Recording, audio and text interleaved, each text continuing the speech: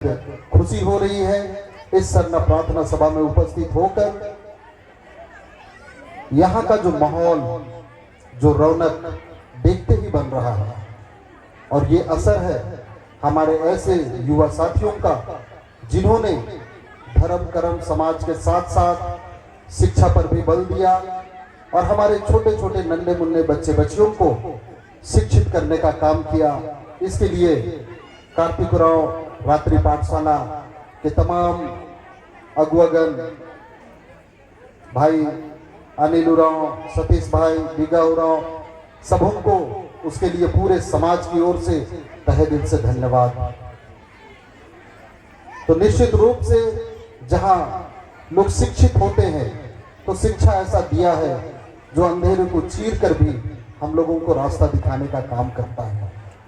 तो इस शिक्षा का महत्व को हम लोगों को समझना है। कहीं ना कहीं इतिहास अगर देखा जाए तो हमारे कुछ समाज के ऐसे लोगों ने ऐसी गलतियां की जिसके कारण आज शिक्षा के क्षेत्र में भी एक ऐसा गाली दिया जाता है। अगर शिक्षा को हम लोग सही मायने में नहीं समझ पाए तो हम उस शिक्षा के माध्यम से भी समाज को डुबोने का काम हुआ है। तो इसलिए शिक्षा का सही महत्व को हम लोगों को जानना है, क्योंकि बहुत सारे ऐसे लोग हैं जो समाज का नाम लेकर, समाज का जाति प्रमाण पत्र इस्तेमाल करके शिक्षा तो हासिल किए, शिक्षित तो हुए, नौकरी तो पाए, डॉक्टर बने, आईएएस बने, आईपीएस बने, लेकिन उतना ज्ञान और उतना पैसा कमाने के बाद भी कहीं ना कहीं वो लोग बीवी बच्चा और परिवार से उबर नहीं पाए, जिसके कारण इतना शिक्षित होने के बाद भी समाज में उन लोगों का योगदान नहीं दिखता था, जिसके कारण हमारे समाज में वैसे लोगों को एक लाइन उनके लिए कहा जाता था, जत पड़ुआ तत्, आप लोग जानते हैं। तो आज शिक्षा को हम लोगों को इस रूप में जानना है कि हम लोगों को सिर्फ बीवी बच्चा और परिवार तक सिमट के नहीं रहना है। आज अगर हम लोग बाबा कार्तिक उराव को याद करते हैं तो वो बहुत शिक्षित थे। वो इतने शिक्षित थे कि आज हम लोग उसका डिग्री तक को याद नहीं कर पाते हैं, इतने शिक्षित थे, इतनी डिग्रियां थी उनके पास। लेकिन आज अगर उनको पूरा समाज याद करता है तो इसलिए कि वो शिक्षित होने के साथ साथ, ज्ञानी होने के साथ साथ, अच्छे राजनेता होने के साथ साथ वो समाज के लिए काम किए। आज बहुत सारे पढ़े लिखे लोग हैं, बहुत सारे डॉक्टर, इंजीनियर, आईपीएस हैं, लेकिन वो कब इस दुनिया में पैदा लिए और कब इस दुनिया से चले गए पता भी नहीं चलता है। तो इस दुनिया में आए हैं उसका पहचान बनाने के लिए अपने धर्म, अपने समाज के बीच में काम करने की जरूरत होती है। आज भगवान बिरसा मुंडा की बात करें तो वो इस दुनिया में पैदा लिए मात्र 25 साल जिए। आज अगर हम यहाँ अगर युवाओं को देखें तो लगभग 25 का उम्र हम लोग पार कर चुके हैं। लेकिन अगर आज हम में से कोई अगर मर जाए तो शायद दुनिया याद भी ना करे, लेकिन 25 साल का उम्र में भगवान बिरसा मुंडा ने ऐसा काम किया कि आज भी उनको पूरे विश्व में याद किया जाता है। तो कितना जिया ये मायने नहीं रखता है, मायने ये रखता है कि कैसे जिया, जीवन का एक एक पल को कैसे जिया।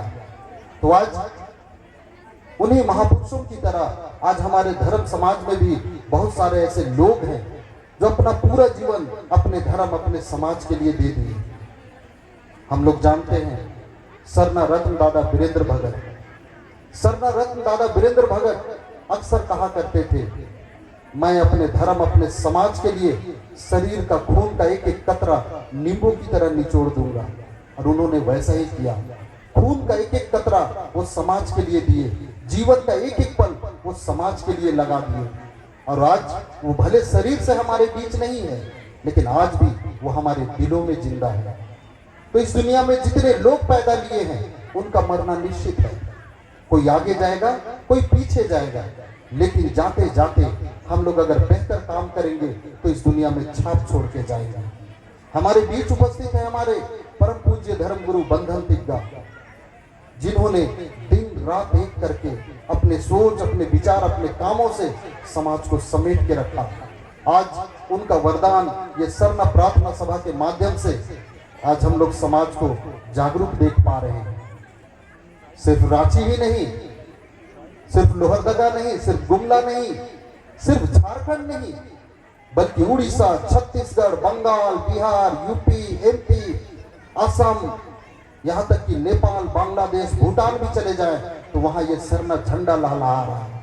आज सरना प्रार्थना सभा के माध्यम से हम लोगों का लोग जो पूरे दुनिया में फैले हुए हैं आज एक दूसरे को देख पा रहे हैं, खोज पा रहे हैं, अपने धर्म, अपने समाज को जान पा रहे हैं।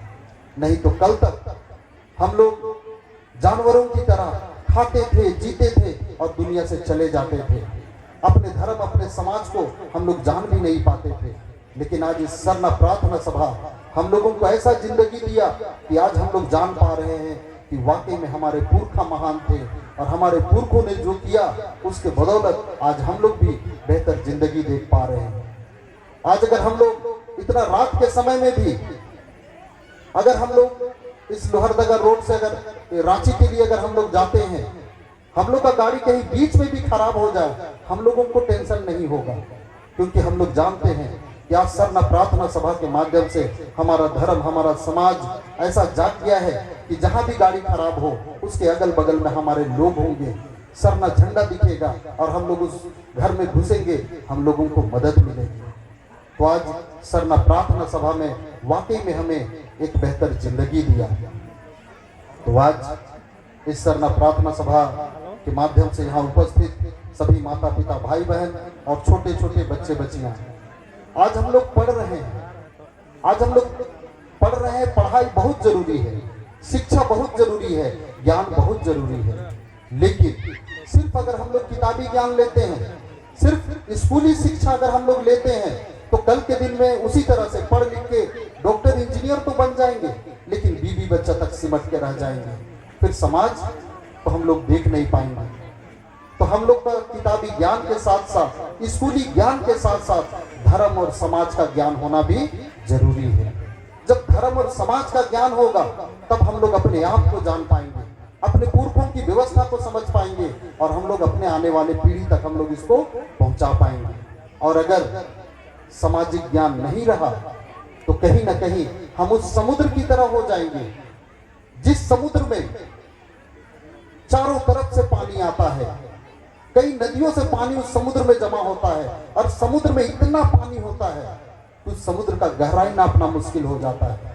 उस समुद्र में इतना पानी होता है कि उसको नापना मुश्किल हो जाता है। लेकिन जब हम लोगों को प्यास लगती है तो समुद्र का पानी पी के हम लोग अपना प्यास नहीं बुझा सकते हैं। तो केवल किताबी ज्ञान अगर हम लोगों के पास रहे तो हम लोग भी उस समुद्र की पानी की तरह हो जाएंगे कि हमारे पास ज्ञान तो बहुत रहेगा, पैसा तो बहुत रहेगा, लेकिन उससे समाज को कोई फायदा नहीं होगा। लेकिन हम लोग जानते हैं कि समुद्र का पानी हमारा प्यास नहीं बुझा सकता है, लेकिन इस धरती को चीर के जो छोटा सा झरना निकलता है, उस झरना का पानी जो धरती के अंदर से निकलता है वो पानी मीठा होता है और उस पानी को अगर हम लोग पीते हैं तो वो हमारा प्यास बुझाता है। तो जो चीज अंदर से निकलता है वो मीठा होता है, वो शुद्ध होता है। तो उसी तरह से आज हम लोग दुनिया का जितना भी ज्ञान जान ले, बाहरी चकाचौंध से कितना भी प्रभावित हो जाए, लेकिन हम लोगों को अपने आप को अंदर से जानने की जरूरत है। आज ये सरना प्रार्थना सभा हम लोगों को आत्मज्ञान कराया है। आज इस सरना प्रार्थना सभा के माध्यम से हम लोग अपने आप को अंदर से जान पाए कि हमारे अंदर क्या गुण है, हम कितने प्रतिभाशाली हैं, हमारे पुरखा कितने महान थे। आज बहुत सारे युवा साथी आज जो सरना प्रार्थना सभा में शामिल नहीं हो पाते हैं, इस तरह से सामाजिक एक्टिविटी में नहीं रह पाते हैं, वो कहीं ना कहीं अपने आप को नहीं जान पाते हैं, नहीं समझ पाते हैं। आज उनको अपनी तरफ लोगों को आकर्षित करने के लिए वो अपने अंदर का प्रतिभा को नहीं निखार पाते हैं और वो अंत में किसका सहारा लेते हैं। आज के समय में हम लोग जान रहे हैं, आज हमारे युवा साथी घर में खाने के लिए हो या ना हो, हमारे माता पिता रेजा कुल्ली काम कर रहे हैं कि दाई धंगरी में काम कर रहे हैं, उसको भी वो लोग नहीं देखते हैं और घर में जिद करते हैं कि मेरे लिए केटीएम चाहिए, लाखों लाख रुपया का केटीएम चाहिए, ड्यूक चाहिए, डीएसएलआर कैमरा चाहिए। तो क्यों चाहिए? तो केटीएम गाड़ी रहेगा तो कोई लोग हमको देख के पसंद करेगा, ड्यूक गाड़ी रहेगा तो कोई हमको देख के पसंद करेगा। तो आज हमारे युवाओं में खुद में भरोसा नहीं है।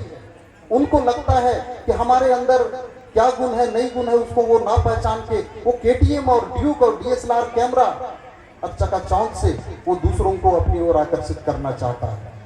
लेकिन हम लोगों को जानना होगा कि आज अगर हम लोग केटीएम और ड्यूक से किसी को रिझाते हैं, किसी को अपनी ओर करते हैं, कल के दिन में हमसे अच्छा गाड़ी अगर कोई ले ले तो जिसको हम अपनी तरफ लाना चाह रहे हैं वो दूसरी तरफ चला जाएगा। तो केटीएम और ड्यूक से रिझाने से अच्छा आप अपने अंदर का गुण को निखारें, अपने आप को जाने, अपने आप को समझे। जिस दिन आप अपने आप को अंदर से निखारते हैं, कल के दिन में आपके पास कुछ नहीं भी रहेगा तो भी आपके पीछे पूरा दुनिया रहेगा, आप सफलता को प्राप्त कर सकते हैं। तो ये बात इसलिए कहना पड़ रहा है क्योंकि धर्म, समाज, सभा, सम्मेलन होने के बावजूद अक्सर हम लोग पेपर में देखते हैं कि हमारे युवा साथी कहीं एक्सीडेंट कर गए, यहाँ मोटरसाइकिल से एक्सीडेंट हो गया, वहां हो गया और इतना नुकसान हो रहा है। और उनका उम्र कितना रहता है?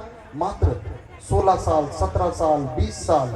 इस उम्र में हमारे युवा साथी मोटरसाइकिल से एक्सीडेंट करके दुनिया से चले जा रहे हैं।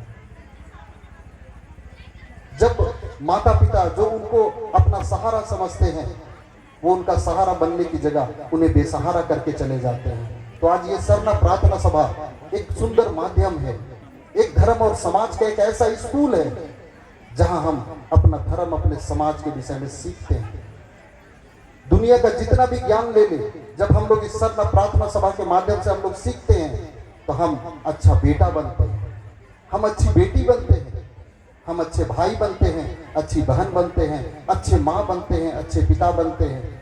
बहुत सारे लोग सरना प्रार्थना सभा में शामिल होने के बाद आज नशा से दूर हैं, आज वो अच्छे भाई, अच्छे माता पिता के रूप में अपने घरों को संभाल पा रहे हैं। तो ये सरना प्रार्थना सभा एक समाज का एक बढ़िया स्कूल है।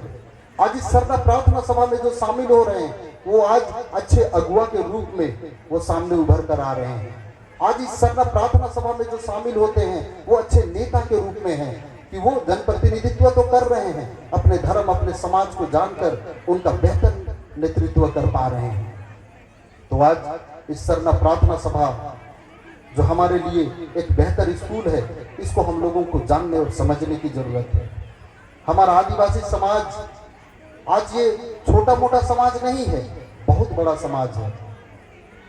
तो इसलिए हम लोगों को खुद को जानने की जरूरत है। हमारे पुरखों ने भी धर्म और समाज के विषय में ज्ञान देने के लिए हम लोग जो त्योहार मनाते हैं, करम, जब करम का त्योहार हम लोग मनाते हैं, बहुत सारा नेक दस्तूर तो करते हैं, लेकिन उस करम में एक कहानी, हर करम में, हर अखड़ा में एक कहानी बताई जाती है।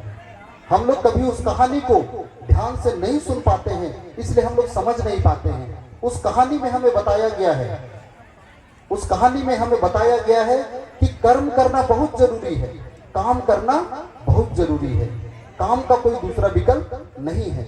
जब हम काम करते हैं तो हम धन कमाते हैं, पैसा कमाते हैं, लेकिन केवल अगर काम करते हैं और अगर धर्म से दूर रहते हैं, जिस तरह से कर्मा, वो बहुत पैसा कौड़ी कमाया, लेकिन कमाने के बाद उसके अंदर धन दौलत को देखने के बाद उसके अंदर बहुत सारा घमंड आ गया, अहंकार आ गया, जिसके कारण जब वो गांव लौटा तो वो बोला, उसको लगा कि हमको कोई परखने नहीं आ रहा है, जबकि हम इतना पैसा कमा के आए हैं। और वो गांव घुसता है और कर्मदेव का अपमान करता है। जब धर्म का अपमान करता है, कर्मदेव का अपमान करता है, तो उसका तरक्की, बरकत, सारा कुछ खत्म हो जाता है। उसके बाद वो 7 समुंदर पार जाता है और कर्मदेव को जब मना के आता है, तब जाके उसका तरक्की, बरकत फिर से कायम हो जाता है। तो आज अगर हम लोग लाखों रुपया कमा ले, करोड़ों रुपया कमा ले, लेकिन अगर धर्म से दूर रहे, अपने समाज से दूर रहे, तो हो सके वो करोड़ों रुपया मेरा घर को बर्बाद कर सकता है। हमारे बाल बच्चे उस पैसा का दुरुपयोग कर सकते हैं, हड़िया दारू में उस पैसा को लगा सकते हैं, इसी तरह का महंगा महंगा गाड़ी लेके वो एक्सीडेंट करके अपना जान गंवा सकते हैं। लेकिन जब धर्म के साथ हम लोग जुड़ते हैं तो हम अपने बाल बच्चों को अच्छा संस्कार दे पाते हैं। वो हमारे बाल बच्चे उस पैसा का बढ़िया उपयोग करेंगे, वो अच्छे शिक्षा के साथ साथ माँ बाप का आदर करना सीखेंगे, सम्मान करना सीखेंगे, जिससे दुनिया में उनका अच्छा नाम होगा। तो ये धर्म, ये समाज हम लोगों को संस्कार सिखाता है, अच्छी अच्छी चीजों को सिखाता है। तो कर्म के साथ साथ धर्म करना जरूरी है। कर्म बोलने से अच्छा कर्म है कि गलत कर्म है हम लोग कैसे जानेंगे? आदमी तो बंदूक भी किसी को अड़ा दिया तो लाखों रुपया उससे ले सकता है। किसी को अगर किडनैप कर लिया तो वहां से लाखों करोड़ों रुपया कमा सकता है, लेकिन वो कमाई सही है कि गलत है, इसको हम लोग कैसे जानेंगे? जब धर्म और समाज का ज्ञान होगा तो हम लोग जानेंगे कि नहीं, ये काम नहीं करना है और ये काम करना है। तो आज हम लोग धर्म से जुड़ गए हैं। आज हमारे बाल बच्चों में अगर हम लोग अच्छा संस्कार देते हैं तो कल के दिन में, आज अगर हम लोग अपने बाल बच्चों को अपने देख रेख में रखते हैं, लेकिन हमारे बाल बच्चे अगर पढ़ाई करने के लिए या नौकरी करने के लिए अगर वो बाहर भी चले जाते हैं तो हम लोगों को चिंता नहीं होगा, क्योंकि हम लोग जानते हैं कि मेरा बच्चा संस्कारी है। और बच्चा भी कहीं भी दूर में रहे, लेकिन वो कभी भी गलत नहीं करेगा। उनके दिल दिमाग में रहेगा कि अगर हम गलत करें तो भले मेरे माँ बाप हमको नहीं देख पा रहे हैं, लेकिन चाला यो धर्म सिंगोंगा हमेशा मेरे साथ हैं। अगर हम गलत करेंगे तो उनके नजर में हम रहेंगे, तो वो कभी गलत नहीं करेगा। तो इसीलिए आज हम लोगों को अपने साथ साथ अपने बाल बच्चों को भी धर्म और समाज के साथ जोड़ के रखना होगा। आज हम लोगों के अंदर वो आत्मविश्वास को जगाना होगा। आदिवासी समाज से बेहतर इस दुनिया में कुछ भी नहीं है। आज हम लोग अपने आप को नहीं जानने की वजह से आज हम लोग बेहतर कैसे लगेंगे, लोग हमको पसंद कैसे करेंगे, इसके लिए उन लोग अपने धर्म, अपना समाज को छोड़ के आज धर्मांतरण भी कर ले रहे हैं और चकाचौंध में वो दूसरे धर्म में चले जा रहे हैं, जहां जाने के बाद वो ऐसा दलदल है जहां से लोग निकल भी नहीं पा रहे हैं। तो आज हम लोगों को जानना है कि हम आदिवासी समाज के लोग दुनिया के सबसे धनी लोग हैं। इस दुनिया में सबसे धनी, सबसे संपन्न अगर कोई है तो वो है आदिवासी समाज। लेकिन हमारे दिल दिमाग में बैठा हुआ है कि हम धनी कैसे हैं? हम लोग तो दुनिया का सबसे गरीब हैं, हम लोग तो दुनिया का सबसे बेचारा लोग हैं, हम लोग तो सबसे नीचा लोग हैं। लेकिन ऐसा नहीं है, हम दुनिया के सबसे धनी लोग हैं, क्योंकि आदिवासी समाज ही एक ऐसा समाज है जिसकी अपनी भाषा है।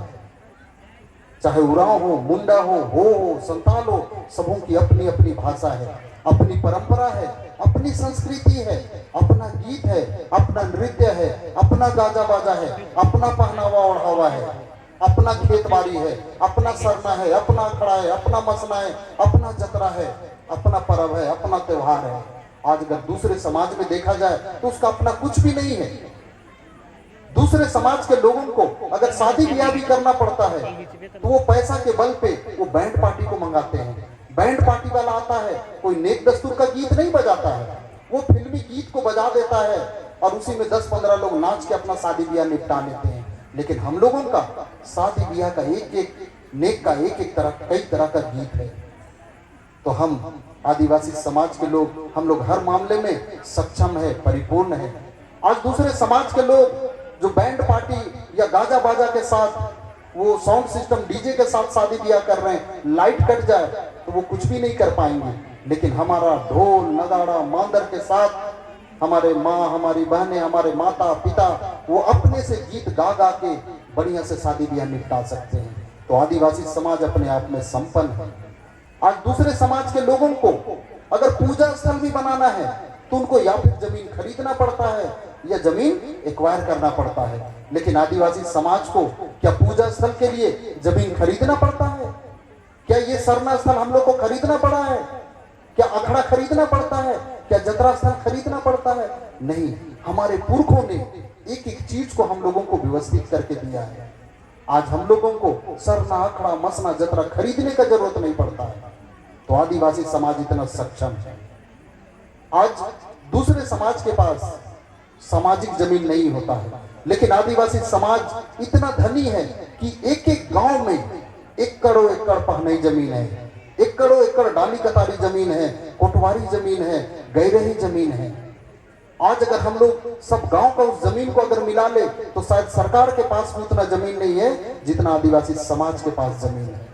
तो आदिवासी समाज अपने आप में सक्षम है, अपने आप में बेहतर है। बस हम लोगों को अपने आप को जानने और समझने की जरूरत है। तो आज इस सरना प्रार्थना सभा ने हम लोगों को अंदर से ये अपने आप को जानने का मौका दिया, समझने का मौका दिया। कल तक हम लोग सरना नहीं जानते थे, पाढ़ा व्यवस्था नहीं जानते थे, इस तरह का कई तरह का जो गीत है उसको नहीं जान पाते थे। लेकिन ये सरना प्रार्थना सभा हमारा ऐसा धार्मिक सामाजिक स्कूल की तरह हमारे परम पूज्य धर्म गुरु बंधन तिग्गा का बड़ा सोच इस तरह का शुरुआत हुआ कि आज सिर्फ रांची झारखंड ही नहीं, आज देश के कोने कोने में, दुनिया के कोने कोने में इस धर्म और समाज के माध्यम से लोग जुड़ रहे हैं। आज इस सरना प्रार्थना सभा के माध्यम से आज हम लोग यहाँ जागे और इतना कर पाए। लेकिन हम लोगों का काम कोई छोटा काम नहीं है, क्योंकि आदिवासी समाज सिर्फ झारखंड या सिर्फ भारत में ही नहीं है। आदिवासी पूरे देश के, पूरे दुनिया के कोने कोने में है। आप अमेरिका चले जाए तो वहां रेड इंडियन आदिवासी हैं, आप अफ्रीका चले जाएं वहां आदिवासी हैं, और सारे आदिवासी इसी प्रकृति को मानते हैं, इसी सरना धर्म को ही मानते हैं। भले उनका नामकरण कुछ वहां अलग होगा, लेकिन वो इसी धर्म को मानते हैं। एक घटना बतलाना चाहेंगे, लगभग 1854 की घटना है, जब अंग्रेज लोग जब अमेरिका में घुसे तो अमेरिका अंग्रेजों का नहीं था, वो आदिवासियों का था। और वहां के जो आदिवासी थे वो रेड इंडियन आदिवासी कहलाते थे। जब अंग्रेज वहां घुसने लगे तो अंग्रेजों ने आदिवासियों से कहा कि आदिवासी तुम लोग ये जमीन हम लोगों को बेच दो, और इस जमीन को छोड़कर तुम लोग कहीं दूसरे जगह चले जाओ, और इस जमीन को हम लोगों को बेच दो, और उसके लिए जितना पैसा बोलोगे उतना पैसा हम लोग देंगे। लेकिन वो आदिवासी जो लोग थे, उनका जो मुखिया था, उन्होंने अंग्रेज को लेटर लिखा।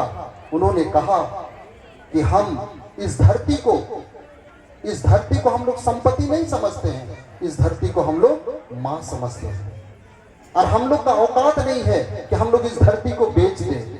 हो सके हम लोग इंसान हैं, हम लोग लालच कर सकते हैं और हम लोग तो पैसा ले लेंगे इसके बदले में, लेकिन ये धरती सिर्फ हमारी ही मां नहीं है। इस धरती में जो पेड़ आप देख रहे हैं, ये धरती उस पेड़ के लिए भी मां है। उस पेड़ में जो घोंसला बनाकर जो चिड़िया रहती है, ये धरती उसके लिए भी मां है। तो हमको तो पैसा मिल जाएगा, उस पेड़ को क्या मिलेगा, उस चिड़िया को क्या मिलेगा जो कि बेघर हो जाएगा। तो मेरा औकात नहीं है, हम लोगों का औकात नहीं है कि हम लोग इस धरती को बेच सके। कल के दिन में आप विकास के नाम पे यहाँ अपना लोहा का गाड़ी दौड़ाइएगा और यहाँ जो धुआं उड़ेगा आप बोलेंगे कि हम लोग विकास कर रहे हैं। लेकिन आदिवासी समाज धुआं और धूल उड़ाकर विकास नहीं मानता है। जब हम लोग को जंगल से, जो जंगल में फूल खिलता है, उसका जो भीनी भीनी खुशबू आता है, हमारे लिए वो विकास है। तो आज हम आदिवासी कितने महान हैं, कितना बड़ा सोच रखते हैं, इसको आज हम लोगों को जानने की जरूरत है। हमारे पुरखों ने इस सरना धर्म में किस चीज को माना? हमारे पुरखों ने इस धरती को मां कहा, इस धरती को चालाइयों कहा, इसी धरती को जहराइयों कहा, इसी धरती को मुंडारी में ओतेंगा कहा। हमारे पुरखों ने इस धरती को मां कहा। मां जो हम लोगों को जन्म देती है, माँ जो हम लोगों को जन्म देती है, उसी की गोद में हम लोग पेशाब करते हैं, पैखाना करते हैं, उसके बाद भी वो अपना छाती का दूध पिलाकर हम लोगों को बड़ा करती है। तो ये धरती माँ भी हम लोगों को जन्म देती है। आज हम लोग कहीं दूसरे जगह पैदा होके नहीं आए। आज दुनिया में जितने भी चीजों को देखते हैं, चाहे वो पेड़ हो या हाथी हो या घोड़ा हो या हिंदू हो या मुस्लिम हो, सिख हो, ईसाई हो, जो भी हो, इस धरती के अलावे कहीं दूसरा जगह कोई पैदा लेके नहीं आया है। तो हमारे पुरखों ने इस धरती को मां कहा।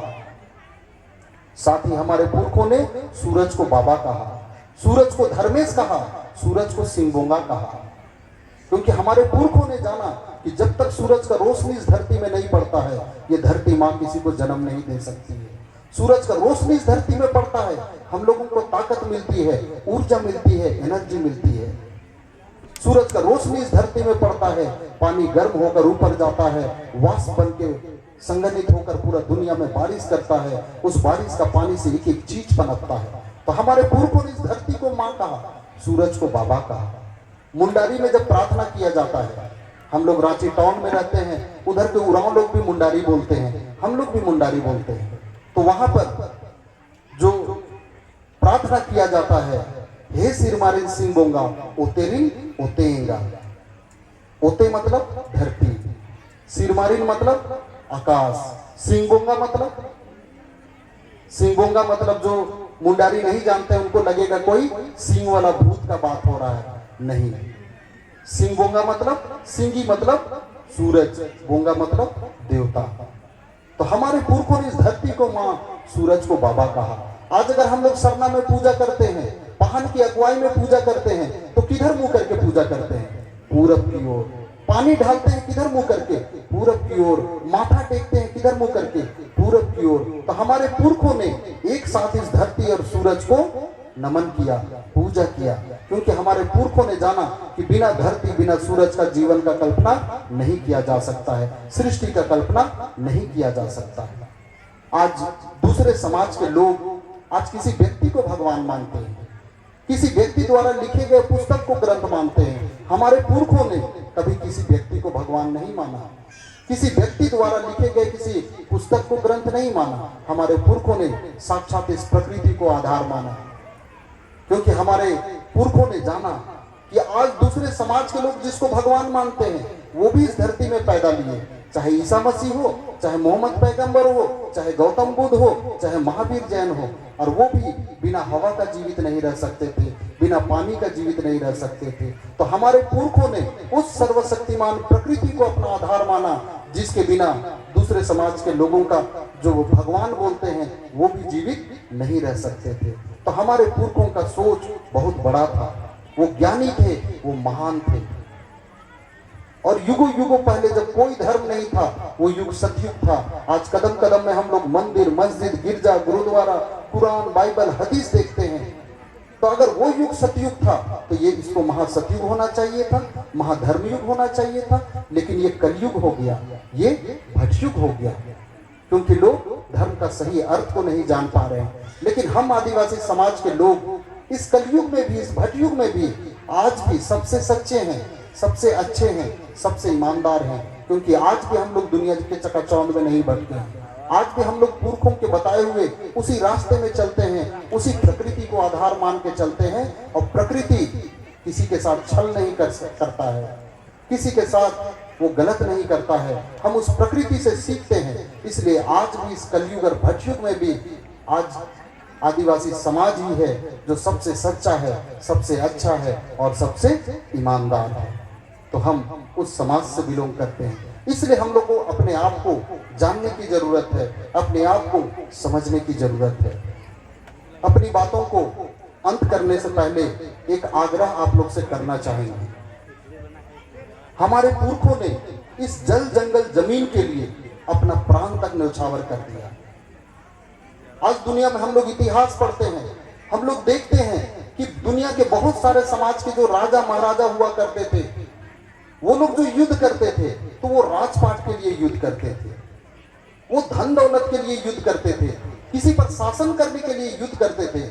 हमारे महापुरुषों ने भी युद्ध लड़ा, लेकिन हमारे महापुरुष कभी किसी पर राज करने के लिए युद्ध नहीं किए, कभी किसी पर शासन करने के लिए युद्ध नहीं किए, धन दौलत के लिए युद्ध नहीं किए। हमारे महापुरुषों ने जब भी लड़ा वो इस जल जंगल और जमीन को बचाने के लिए लड़ा, इस प्रकृति को बचाने के लिए लड़ा, इस धरती को बचाने के लिए लड़ा। चाहे अमर शहीद वीर बुद्धू भगत हो, चाहे भगवान बिरसा मुंडा हो, या सिद्धू कानू हो, तिरंगा खड़िया हो। तो आज हम एक एक लोगों को इस सरना प्रार्थना सभा के माध्यम से आज प्रण लेने की जरूरत है, संकल्प लेने की जरूरत है कि हमारे पुरखों ने इस धरती को बचाने के लिए अपना प्राण तक दे दिया। और आज हम लोग क्या कर रहे हैं? पैसे के लालच में हम लोग अपना जगह जमीन को बेच दे रहे हैं। उन लोगों ने अपना जान गंवा के हमारे लिए सीएनटी एक्ट बनवाया। सीएनटी एक्ट मतलब आदिवासी जमीन कोई गैर आदिवासी नहीं ले सकता है।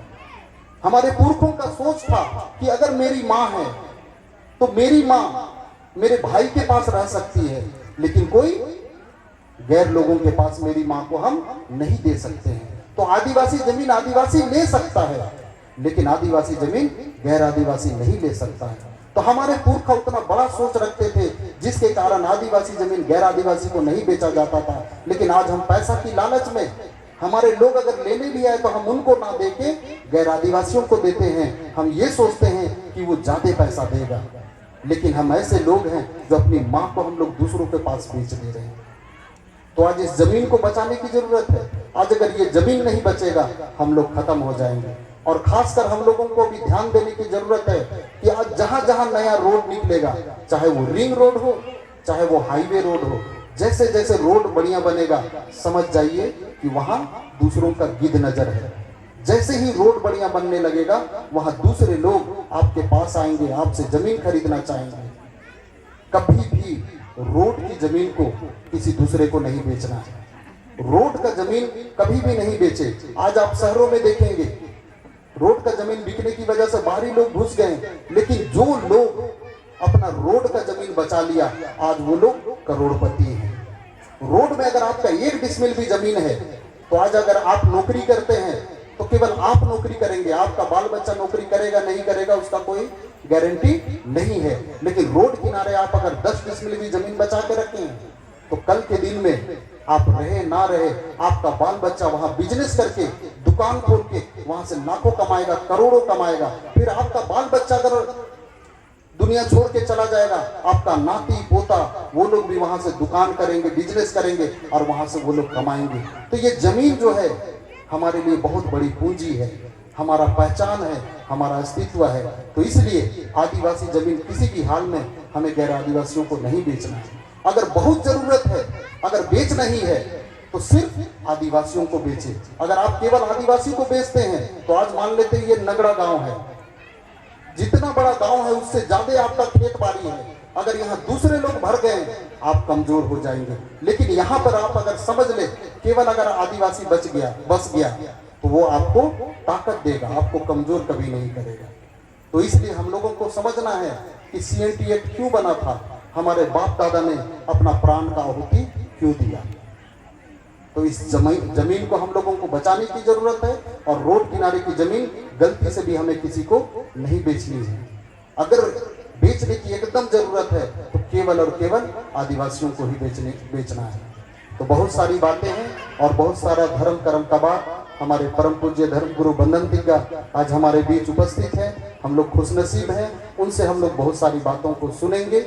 तो हम इतना ही कहकर इसी आशा उम्मीद के साथ कि आप लोग एक एक बातों को सुनेंगे, समझेंगे और इन बातों को अपने घर परिवार समाज में लागू करेंगे। इतना ही कहकर हम अपनी बातों को अंत करते हैं। सबों को जमे जमा जय धर्म है। बहुत बहुत धन्यवाद। हमारे राज्यपाल शरण प्रार्थना सभा भारत के प्रदेश अध्यक्ष आदरणीय रविदा